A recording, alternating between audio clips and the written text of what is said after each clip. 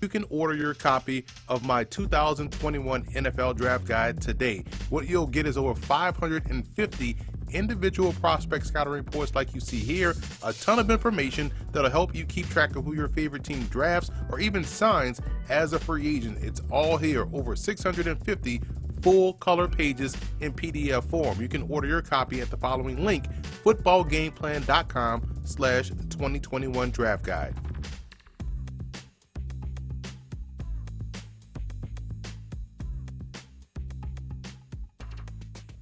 Emery Hunt, the czar of the playbook, here with Football Game Plan Scouting and taking a little bit of a look at the 2021 NFL Draft. And we're going to take a unique look at the mock draft. So today, we're going to break down all 32 picks for teams and even some teams that don't pick in the first round, but we're going to do it from a small college perspective. I feel like right now, everyone talks about the same 10 to 12 prospects in the 2021 NFL Draft. So we're going to take a different approach and bring you our 2021 small college mock.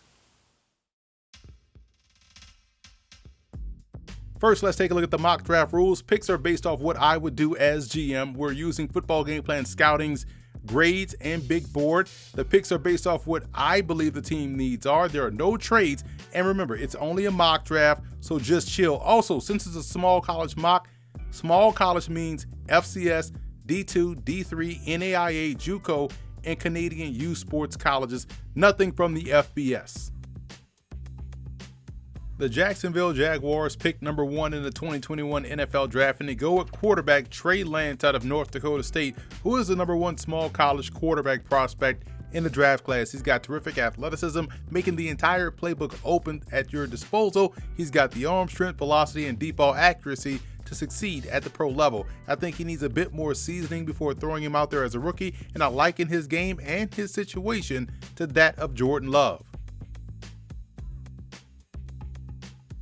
The Jets are on the clock with the first of 2 first-round picks they own, and they go offensive line with Quinn Miners of Wisconsin Whitewater. Now, Miners dominated his level of competition and was able to flash some excellence this past January at the Reese's Senior Bowl as well. He's got good point of attack strength and solid footwork in pass pro, and I also believe that he could even have a home at center in the NFL. Miami gets more weapons for Tua Tagovailoa with wide receiver Cade Johnson of South Dakota State. He was another Senior Bowl player who was excellent all week long. At South Dakota State, he played big in the biggest of games. He's an above-average catch-and-run guy who has great body control within his route running. Atlanta gets some pass rushing help with Ellerson Smith out of Northern Iowa. He plays with length very well on both ends of defense. He's very active versus the run in closing down and condensing gaps while being able to turn, lean, and accelerate to the quarterback on passing plays.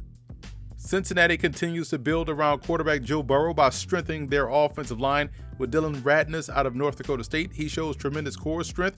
He's a strong combo blocker as well, and when he takes an aggressive pass set, he's able to stall defenders quite frequently. The Philadelphia Eagles are on the clock, and I want to give them some help in their secondary with safety Nelson Locombo out of the University of Saskatchewan. His game reminds me a lot of Desmond King of the Tennessee Titans. He's able to play either safety spot as well as hold his own in man coverage. Locombo was a U Sports Defensive Player of the Year in 2019 and has top-tier explosiveness to make plays on the ball consistently and also help out on special teams. The Detroit Lions look to add more firepower on the perimeter with Mike Strawn of the University of Charleston. The 6'5", 225-pound wideout has really good footwork for a guy his size and is able to win off the line of scrimmage with his many different releases. He's an instant red zone above the rim guy that could be the perfect replacement for Kenny Golladay out there on the perimeter. Strawn has tremendous leaping ability and athleticism. The Carolina Panthers continue to strengthen their offensive line with David Moore out of Grambling. At 6'1", 350 pounds, he is tough to move off the spot and does a fantastic job in the run game. At the Reese's Senior Bowl, he showed some potential to even be a center at the next level.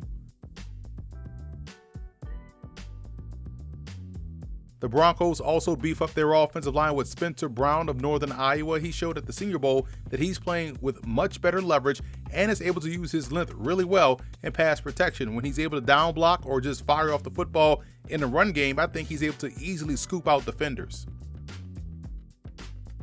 Rounding out the top 10 with the Dallas Cowboys, and I go to the defensive side of the ball with cornerback Robert Rochelle of Central Arkansas. He's an explosive athlete who who has solid man coverage skills, now showing the ability to sink his hips and get up out of his back pedal to turn wide receivers. I also like how he's able to press with his footwork really well. He's another small college prospect who is coming off a great week of work at the Reese's Senior Bowl. The New York Giants are able to bolster their pass rush with Adams State outside linebacker Alani Patutau. He's a strong pressure player who finished the 2019 season with 63 tackles, 24.5 TFLs, and 13.5 sacks. He's able to hold his own at the line of scrimmage and quickly is able to read and react to what's going on in the backfield. He's coming off a strong week at the College Gridiron Showcase. Next up are the San Francisco 49ers, and Brian Mills of North Carolina Central would help strengthen them on the back end. Mills has the fluid athleticism to match up with many wide receivers at the NFL level, the top-tier ball skills and instincts that you look for, and was more than able to hold his own this past January once again at the Reese's Senior Bowl.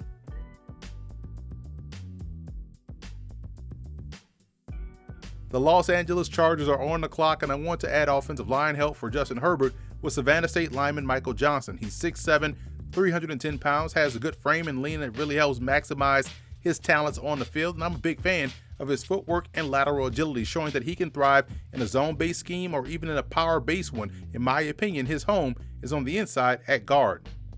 At pick 14 are the Minnesota Vikings, and making it back-to-back selections along the offensive line with Pierre-Olivier Lestage out of the University of Montreal. He's one of the top CFL draft prospects and was able to perform well at the 2021 Tropical Bowl. I'm a big fan of how he uses his length to his advantage in a run game. He's a finisher who plays with the right mentality that you want to see from your offensive lineman and should have a smooth transition to the NFL game. Now, the New England Patriots are on the clock at pick 15, and it's about getting more and more help for quarterback Cam Newton with wide receiver Keon Dixon out of Eastern Kentucky. The 6'3" wideout is a very fluid athlete who plays with that level of fluidity within this game. He started at UConn before transferring to Eastern Kentucky and does a fantastic job of snapping out of his break at the top of his routes and doesn't mind laying out for passes as well.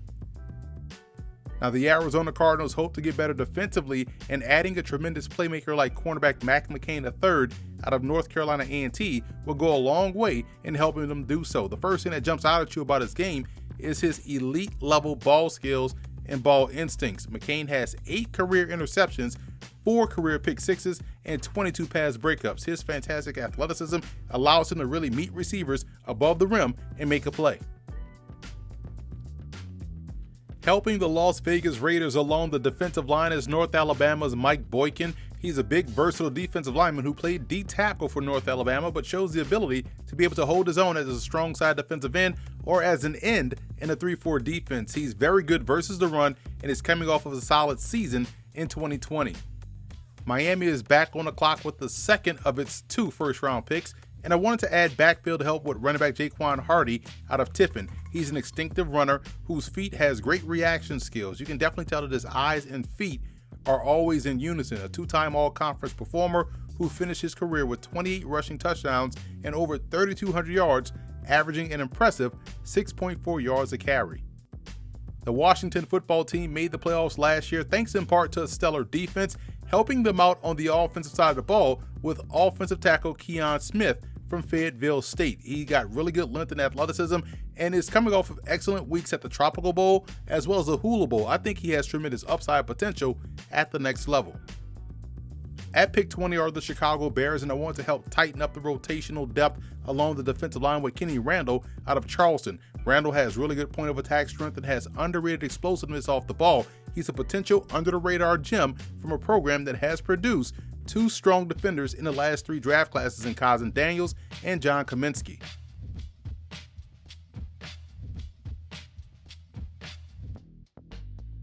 The Indianapolis Colts got their quarterback already in Carson Wentz and will look to strengthen things around him with offensive tackle Drew Himmelman of Illinois State. Impressively, for a 6'9" guy, he gets really good pad level in the downhill run game, and in pass pro, he shows the patience in his setup, using his length well to counter-strike a defender's initial move.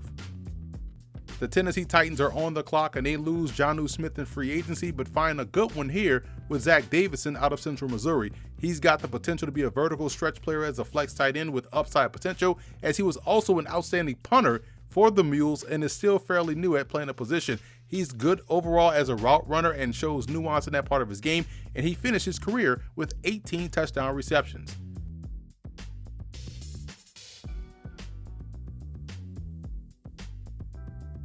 Now, the New York Jets are back on the clock with their second first-round pick, and this time I went quarterback Brady Davis out of Illinois State. The former Redbird signal caller has a lot of Josh Allen-like tools that he brings to the table. He can really drive the ball over the middle of the field, down the sideline, as well as up the seam. He has very good athleticism to be put on the move and is a work-withable-like prospect with upside. The Pittsburgh Steelers have a history of selecting solid players at the second level, and Marquise Daniels of Central Methodist wouldn't be any different. Daniels has a versatile skill set that allows him to be able to rush the passer, be a strong side run defender, and also drop back in coverage. In fact, he's so comfortable in dropping back in coverage, he's got 3 interceptions and 2 pick sixes in his career. He was an underrated player who is coming off of a solid week at the College Gridiron Showcase.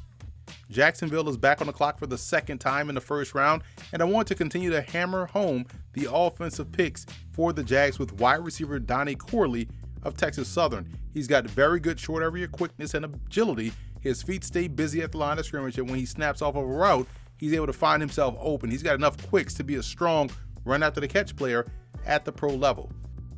The Cleveland Browns are on the clock, and they go defense with Chris Garrett, the outside linebacker from Concordia St. Paul. He's got very good athleticism. He's comfortable on his feet, on the move, and can fluidly change directions. I think he can play either outside linebacker spot because of his athleticism. He finished his career with 166 tackles, 48.5 TFLs, 36.5 sacks, 15 forced fumbles, and 9 pass breakups. Just one disruptive and destructive player on that side of the ball.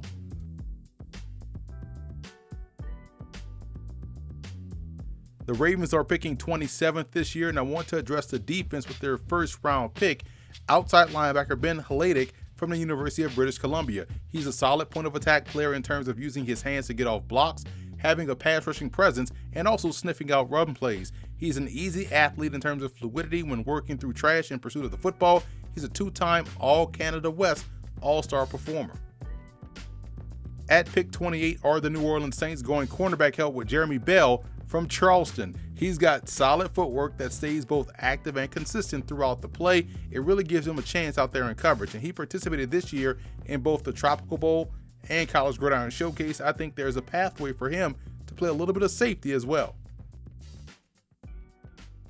Green Bay is up next at pick number 29. I went with wide receiver James Bryant of Western Colorado. He does really good work in traffic, consistent in gaining leverage versus the defender to work himself open, and is a solidly built receiver with above average hands, showing the ability to go up and snatch the football out of the air on a consistent basis.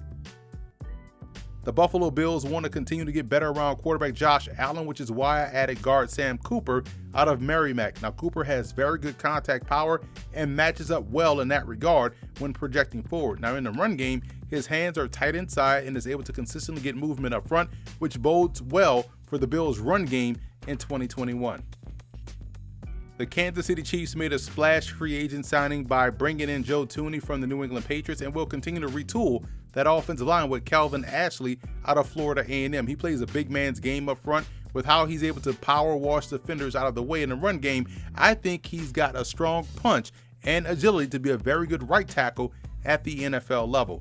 And rounding out the first round with the reigning Super Bowl champion Tampa Bay Buccaneers, I went offensive line with guard Peter Nicastro of the University of Calgary. When he gets moving up front, is because of his precise technique and leverage. The 2019 Canada West All-Star was able to showcase his quickness off the ball this past January at the College Gridiron Showcase, as well as an ability to serve as either a guard or center at the next level. Now, here are some teams that don't have first-round picks this year. Starting with the Houston Texans, I went defense with safety Quinterio Cole out of Alcorn State. Cole can play in a variety of areas in the secondary because of his athleticism, length, and ability to play the ball. He's got fantastic ball skills and ball awareness. No pass is safe with him patrolling the back end.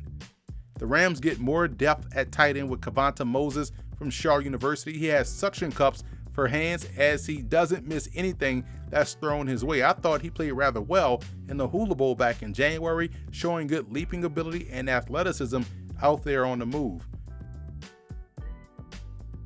And finally, why not help the Seahawks continue to bolster the backfield with running back Nathan McQuarrie of Saginaw Valley State. He's got very good footwork and elusiveness for a taller, bigger back. He knows how to run with good body lean and has solid hands in the passing game. His game reminds me a lot of Latavius Murray of the New Orleans Saints. So that's it for Football Game Plan Scouting. I'm Emory Hunt, the czar of the playbook. Be sure to follow me on all of my social media accounts. And don't forget to check out and subscribe to the Football Game Plan Network located at youtube.com/Football Game Plan.